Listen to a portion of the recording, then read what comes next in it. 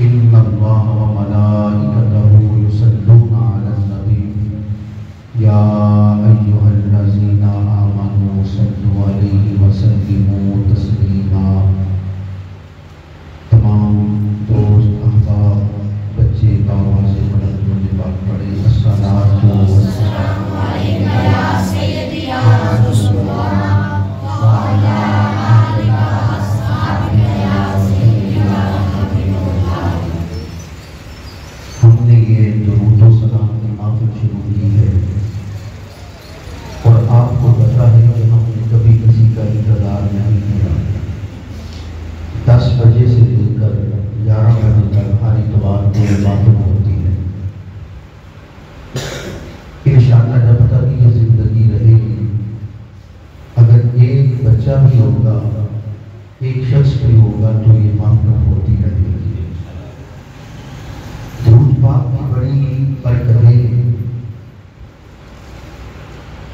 اگر جسم بیمار ہو تو درود شریف شفا ہے، آنکھ خشک ہو تو درود بارش ہے، روح بنجر ہو تو درود شریف بہار ہے، خیال ویران ہو تو درود شریف رونق ہے۔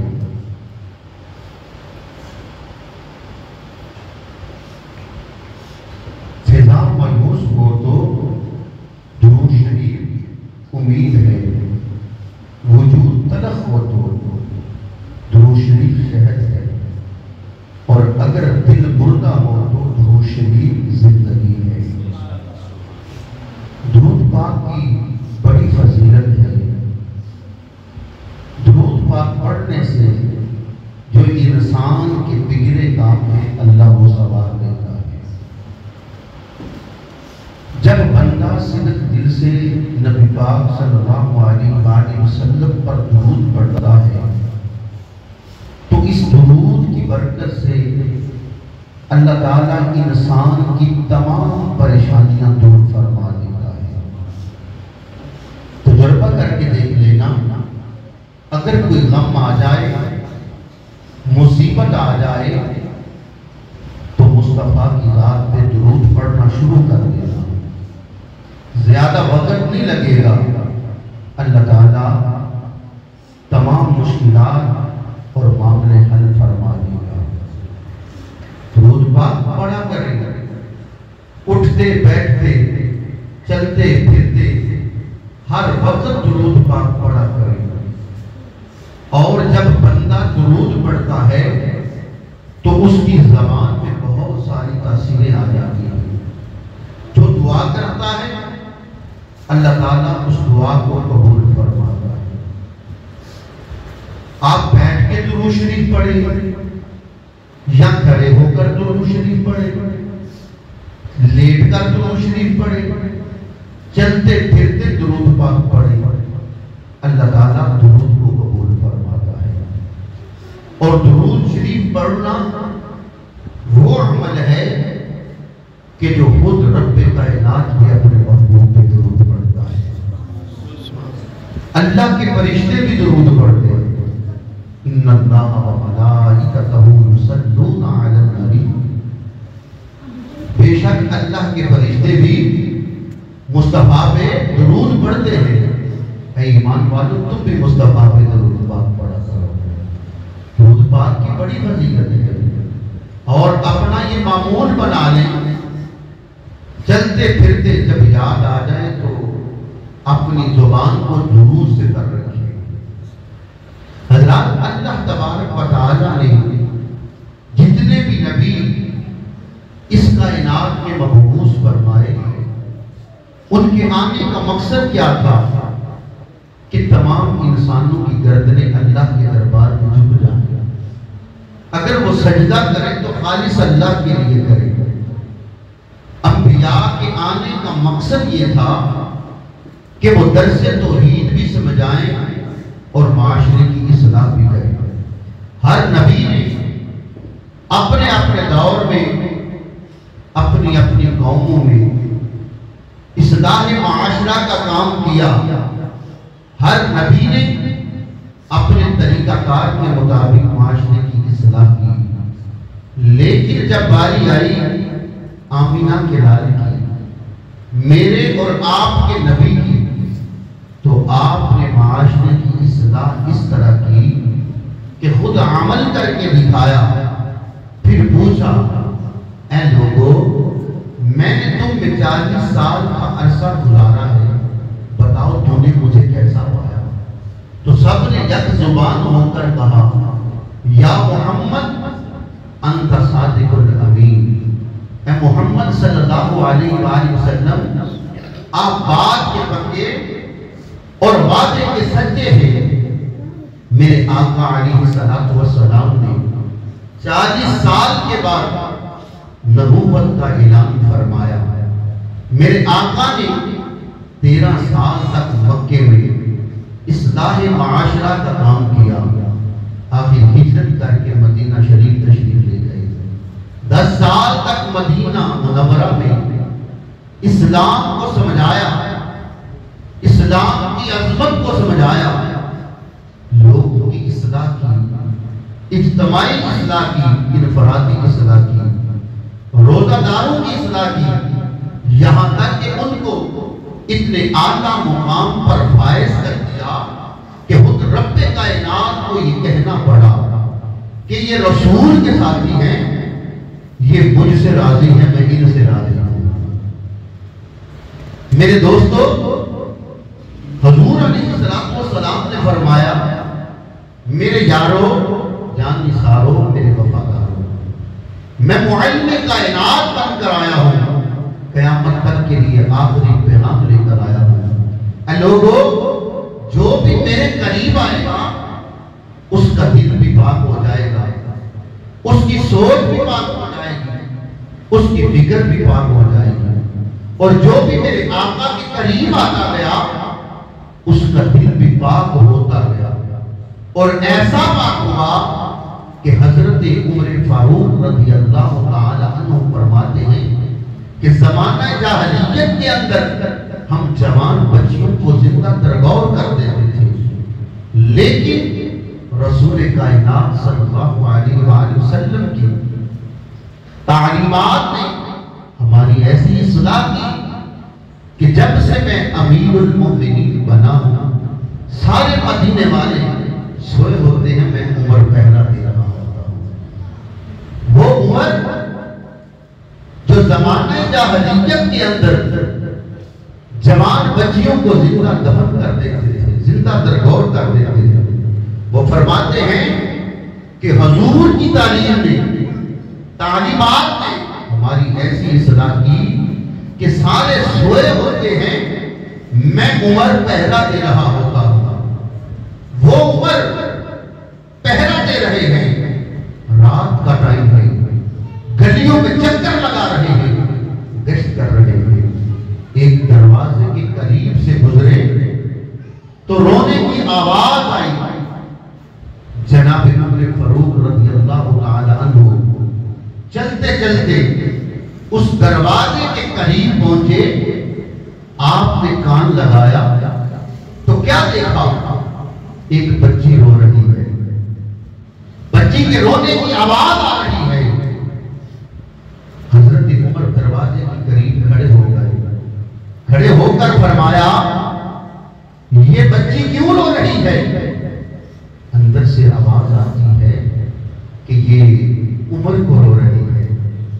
جب یہ کہا نا، بوڑھی عورت نے اندر سے آواز دی کہ یہ عمر کو رو رہی ہے، تو باہر کھڑے ہو کر حضرت عمر فرماتے ہیں بھائی عمر کا کیا قصور ہے؟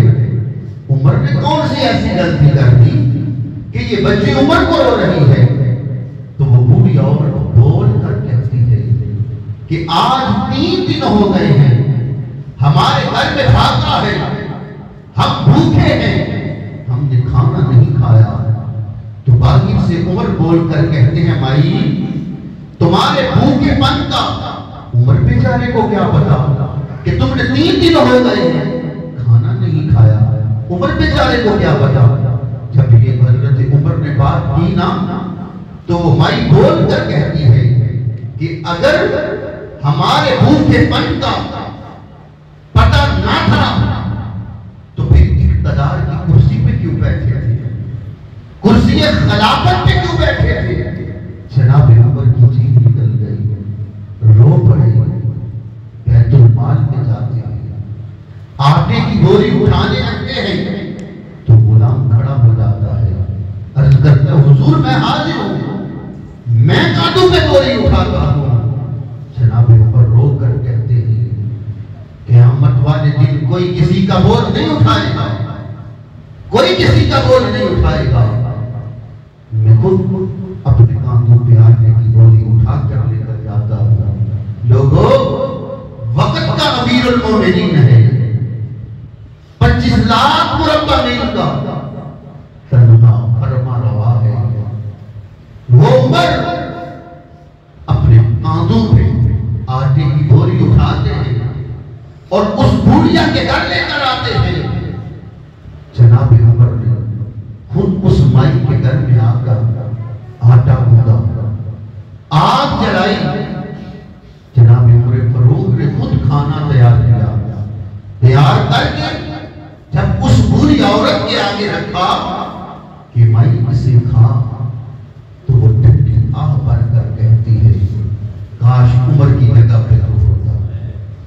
جناب عمر کی چیخ نکل گئی، رو پڑے، ہاتھ باندھ کر عرض کرتے ہیں اماں عمر کو معاف کر دے، اماں عمر کو معاف کر دے، اماں عمر کو معاف کر دے۔ جب یہ بات کی نا تو مائی کہتی ہے میں نے عمر کو معاف نہیں کرتا۔ کہا مائی عمر کو معاف کر دے، جس عمر کو تو رو رہی ہے وہ عمر میں نہیں ہوں۔ ایسے حکمران تھے وہ،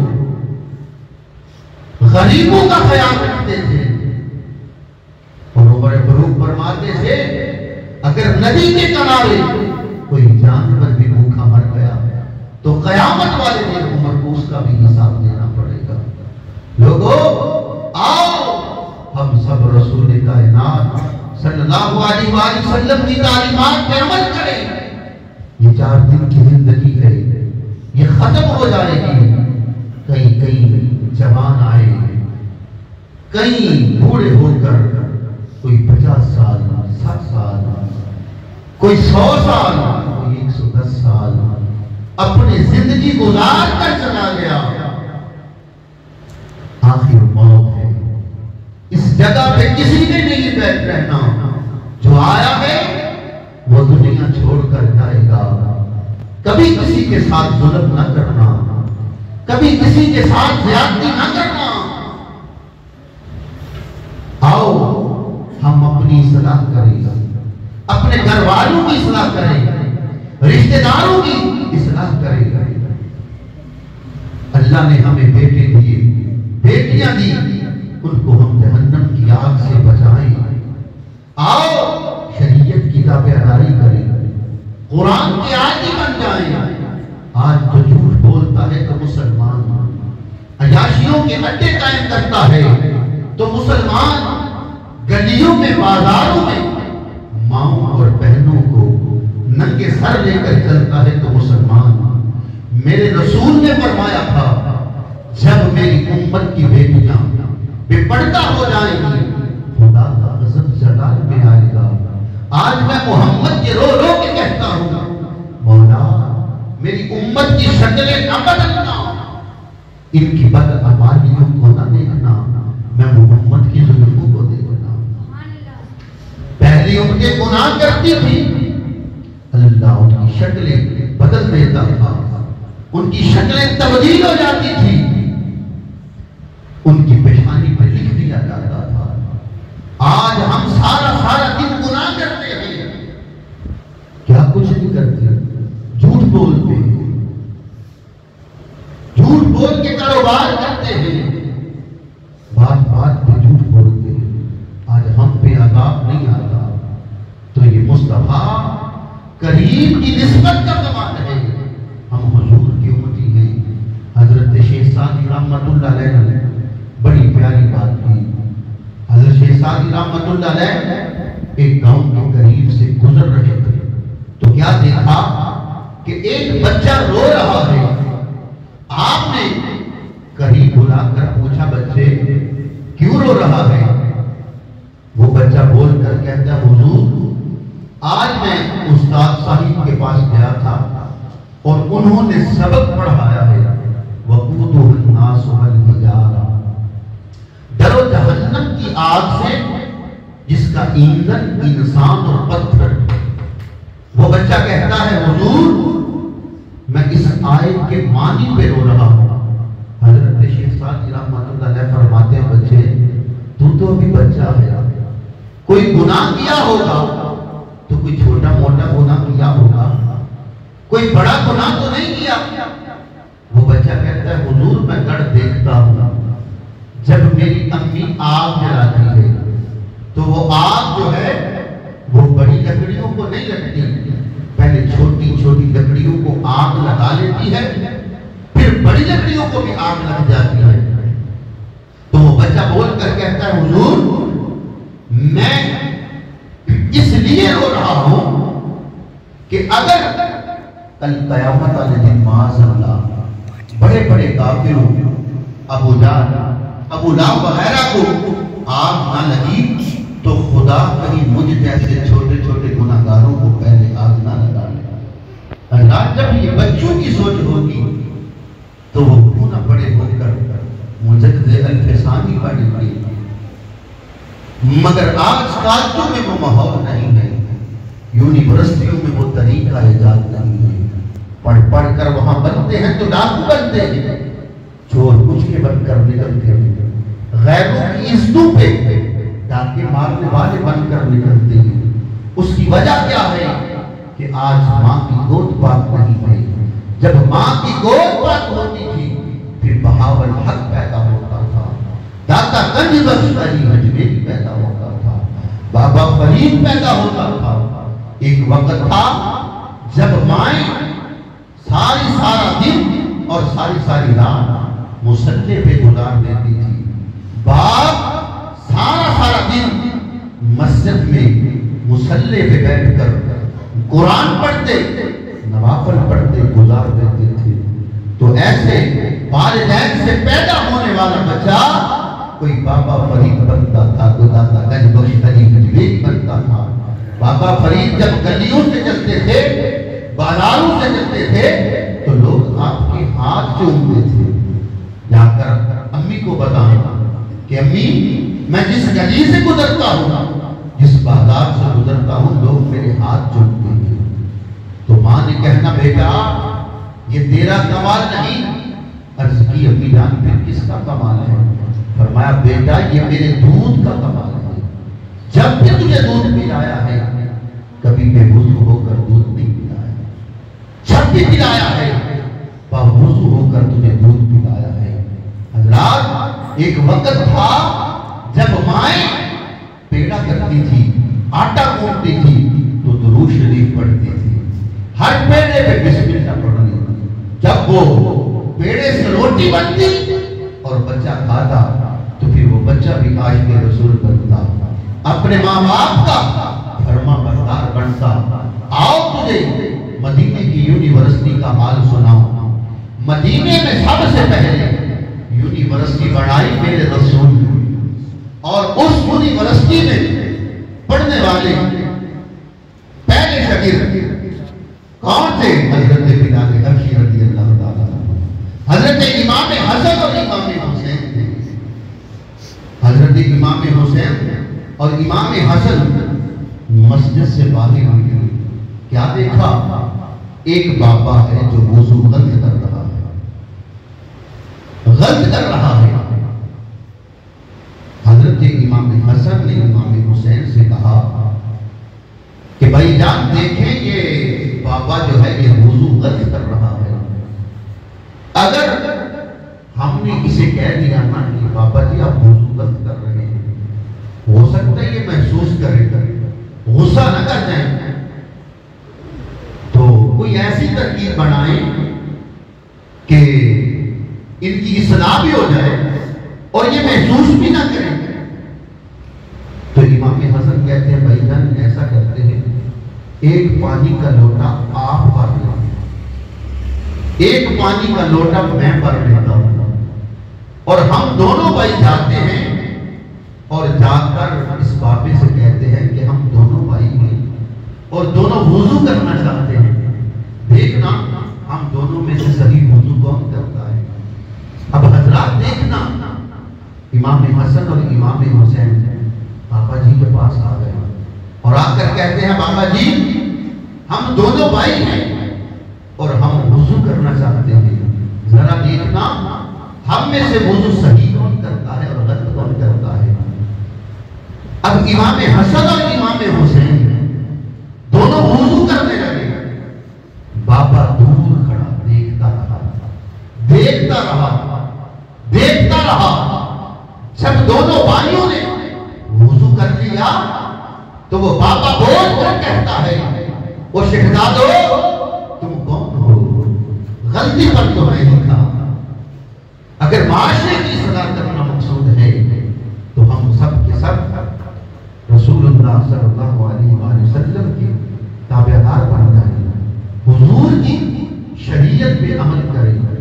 آج تو کوئی تھوڑی سی غلطی کر دے تو ہم یہ نہیں دیکھتے کہ یار ادھر مسجد میں نمازی بیٹھے ہیں اور بھی لوگ بیٹھے ہیں، تو ہم سب کے سامنے اس کی اصلاح کرنی شروع کر دیتے ہیں۔ ایک وقت تھا کہ جب لوگ مسجد میں آتے تھے اپنی اصلاح کروانے کے لیے کہ ہماری اصلاح ہو جائے، لیکن ادھر لوگ آتے ہیں مولوی کی اصلاح کرنے کے لیے۔